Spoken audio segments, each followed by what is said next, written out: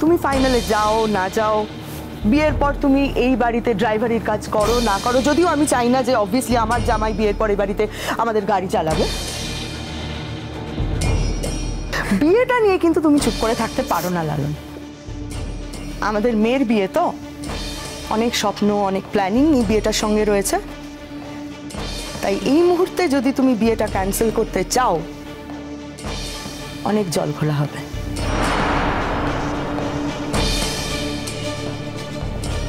আমি তৈরি আছি মেজমানি,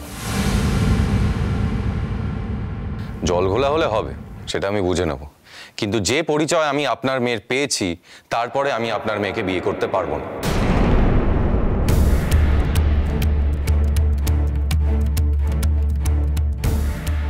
লালন, লালন প্লিজ এরকম কথা বলো না। আমি কেন কি করেছি আমি তো সবটা তোমাকে জানিয়েছি, বলো সবটা জানিয়েছি, তারপরেও যদি তুমি এরকম। আচ্ছা বলছিলাম যে তুই নিজেকে আর কত ছোট করবি বল দেখিনি। একটা ছেলে যাকে তুই বিয়ে করতে চাইছিস সে তোকে বিয়ে করতে চাইছে না,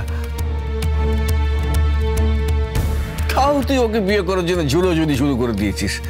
বলি তোর কি লজ্জা ঘেন্নাবোধ সব হারিয়ে গেছে, কিচ্ছু নেই? হ্যাঁ, তোর গায়ে কিসের রক্ত বইছে বল দেখিনি? মানুষের তো। হ্যাঁ সত্যি সত্যি আমি ভাবতে পারছি না যে আমাদের বাড়িতে এরকম একটা মেয়ে কি করে তৈরি হলো।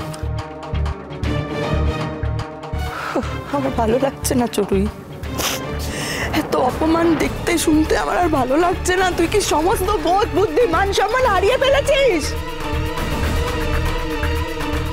হ্যাঁ কি কি কি হচ্ছে এগুলো, কি হচ্ছে? সমস্ত কিছু বিসর্জন দিয়ে দিয়েছিস এই ছেলেটার জন্য, একটা বস্তির সাবস্ট্যান্ডার্ড একটা ছেলের জন্য। কিসের সততা দেখাচ্ছিস, কিসের লয়্যালটি দেখাচ্ছিস তুই? আমি তো জানি তুই এত কষ্ট পাচ্ছিস, এত কিছু হচ্ছে কারণ তুই ওকে ভালোবেসেছিস।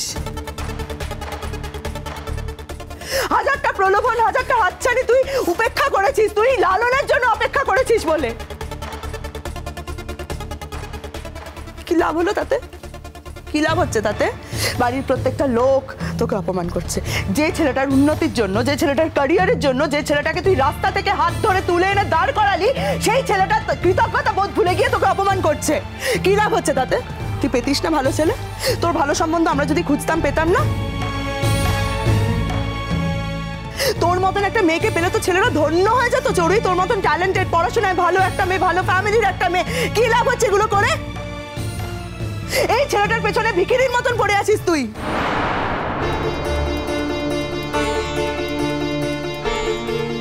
তোর ভিখিরি হওয়া মানায় না চড়ুই। তুই আমার মেয়ে, তোর ভিখিরি হওয়া মানায় না।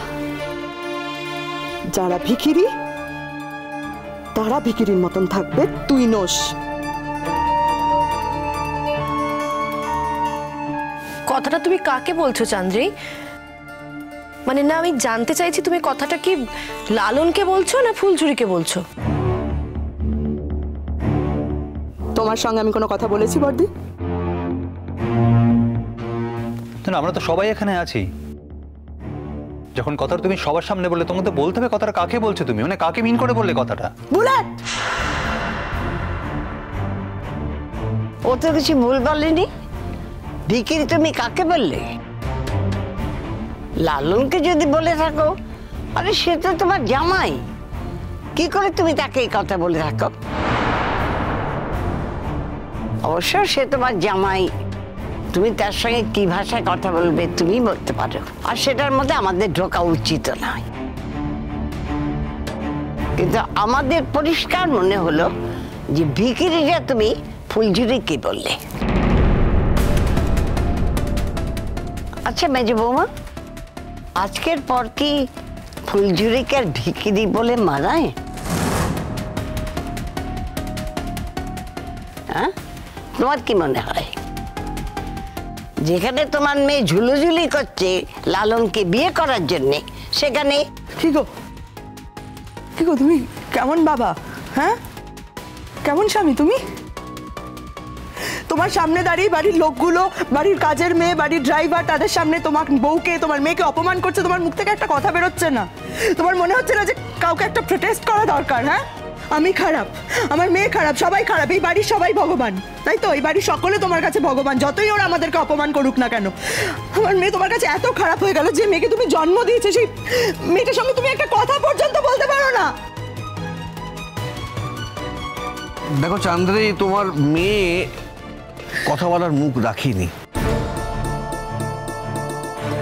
আমার যদি ক্ষমতা থাকতো তাহলে ওকে আমি মেয়ে বলেই অস্বীকার করতাম, কারণ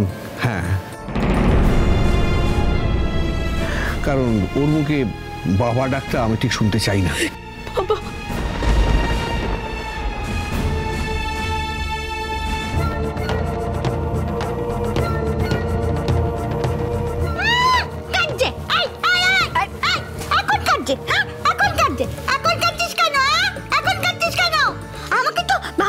বিষ খাইয়ে মেরে ফেলছিল। তাহলে মেজকা বকবে না? বকবে না? মেজকা আমাকে কত ভালোবাসে। আমি মরে গেলে মেজকার কষ্ট হতো না বুঝি? বেশি কথা বলে দেখবি? এখন আবার ঢং করে কাঁদছে। শুধু কি তাই মা? শুধু কি তাই? কিছুতেই লালার আর ফুলঝুরির বিয়েটা হতে দিচ্ছে না। পচা মেয়ে কোথাকার। মিনি একদম চুপ করো, এত কথা বলতে হয় না, চুপ করো। তাই বলেছি, বেশি কথা বলতে একেবারে। মিনি এখানে এত কথা বলতে হয় না। শোনো, তোমাকে কি এসব শেখাই? আমি এসব শিক্ষা দিই তোমাকে? কিসের শিক্ষার কথা বলছো তোমরা বড়দি? সমস্ত শিক্ষা তোমাদের লোক দেখানো শিক্ষা। লোকের সামনে লোক দেখিয়ে ভালো মানুষ সাজার জন্য মেয়েকে শাসন করো, আর লোক চলে গেলে লোকের আড়ালে মেয়েকে শেখাও যে মেয়েকে এই এই এই বলতে হবে। এগুলো শেখায় না তোমাদের মিনিকে। আমরা আমাদের মেয়েকে শিখিয়ে দিই, এইটা মনে হলো তোমার? মনে হওয়ার কি আছে? নির্বোধ আমরা কি ঘাসে মুখ দিয়ে চলি? তা তো বটেই, তোমরা ঘাসে মুখ দিয়ে চলবে কেন বলো? ঘাসে তো মুখ দিয়ে চলি শুধু আমরা। লালন, তোকে অনেক অনেক অনেক ধন্যবাদ, তুই সত্যের দারুণ খবর এনেছিস। তোদের ফাইনাল রাউন্ডটা কালকেই তো? হ্যাঁ বুলেট দা। লালন, তাহলে কাল তুমি যাচ্ছ তো? দেখি বড় মামি, আমি এখনো কিছু ঠিক করিনি। এর মধ্যে দেখা দেখি কি আছে রে? এত বড় একটা সুযোগ পেয়েছিস। বড় মামু, এই সুযোগটা কিন্তু আমি কখনোই চাইনি। আর তাছাড়া আমি যদি ভালো গান গাইতে পারি তাহলে এই সুযোগটা না পেলেও আমি কিছু একটা করে দেখাতে পারবো জীবনে। আর যদি ভালো গান গাইতে না পারি তাহলে এত বড় একটা সুযোগ পাওয়ার পর আমি নিজে অনেক চেষ্টা করার পরেও আমি কিন্তু কিছু করতে পারবো না গান নিয়ে।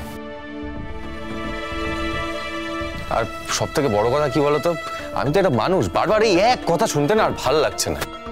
তাই আমি এখনো ঠিক করিনি কি করব। কিন্তু বুলেট দা, ফুলঝুরি যেন অবশ্যই কালকে যায়।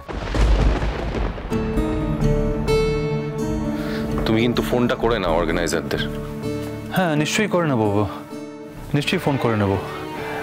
কিন্তু আর একটা কথা, তুই কেন গান গাইবি না? না, তুই গানটা না গেলে আমি কিন্তু আবার আপসেট হয়ে যাব।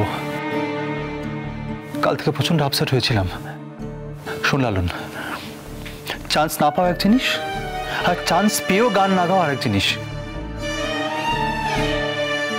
তুই কিন্তু চান্স পেয়েছিস, তুই এটা করতে পারিস না, কিছুতেই পারিস না। আরে কে কি বললো তুই তাই ধরে বসে থাকবি? তুই নিজে তো জানিস সত্যিটা কি, তুই তো জানিস সবার আগে। তোর যোগ্যতা না থাকলে কে তোকে হাত ধরে টেনে নিয়ে গেল? তুই তালে উঠে যেতিস ফাইনাল রাউন্ডে? বল, যেতিস কখনো? এটা সম্ভব?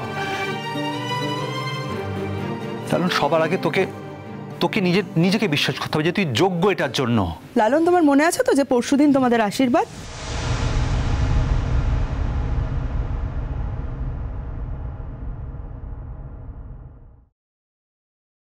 এই বিয়েটা আমি করছি না, অনেক আগেই জানিয়ে দিয়েছি।